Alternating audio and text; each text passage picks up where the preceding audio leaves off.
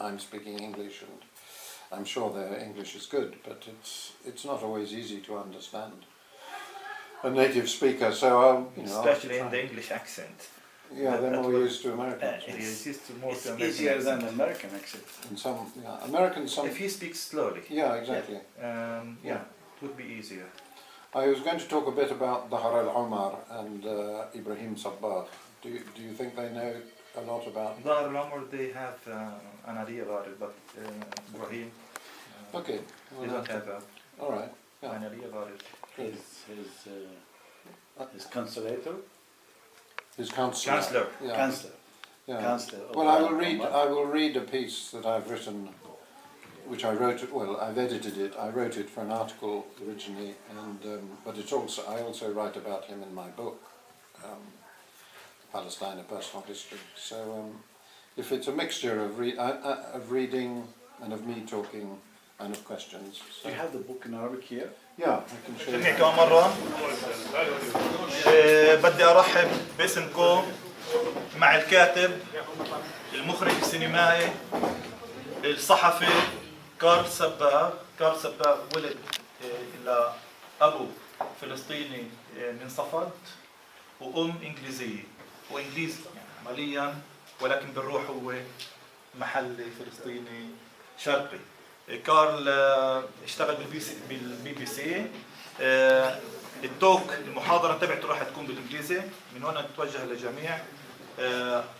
بدنا صمت كامل، وجزء من التوك تبعه من المحاضرة تبعته راح تكون عن حياته الشخصية، الجزء الثاني راح يحكي على موضوع له علاقة في التاريخ. ولكن كيف أنا حكيت مع كارل وكيف كان الحكي عندي فوق، إنه قديش تقدر توجهوا أسئلة، قديش أنتم بتقدروا تستفيدوا منه. عندنا إحنا ضيف عزيز، ضيف مهم، ضيف اللي هو interesting إن شاء الله، وبفهم عربي، يعني ما حدا يزيح بالكلمات ولا هناك. بنرحب في كارل. It's our utmost pleasure having you here. I would like to start actually by reading something, just a short piece which expresses what I feel. And there's a reason for reading this, as one person here knows already. And this is a piece I read a couple of days ago. And it says, "Books are the best friends anyone can have. They're always there for you, waiting patiently for you to open them and start reading, so they can give you all they have, all the magic and all the fun. The good thing about reading is that you can never feel alone, because you never are really alone. You always have company, and you are always with friends. It has always fascinated me," the writer says, "how with a single alphabet one can create all the magic in this world. How a set of letters put together in a specific order can create a whole new world, or actually whole new worlds." And then it goes on. Now, I don't want to embarrass Dunya by telling you who wrote it, but this is a piece which I was sent along with some other pieces of writing. And I think it's a good starting point. So talking about a ship traveled from Brazil to Palestine, carrying a woman who was my grandmother, and she was carrying my father inside her.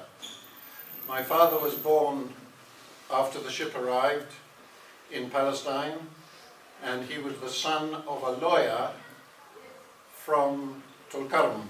That's where the lawyer, his father, Khalil, was working. Now, as you know,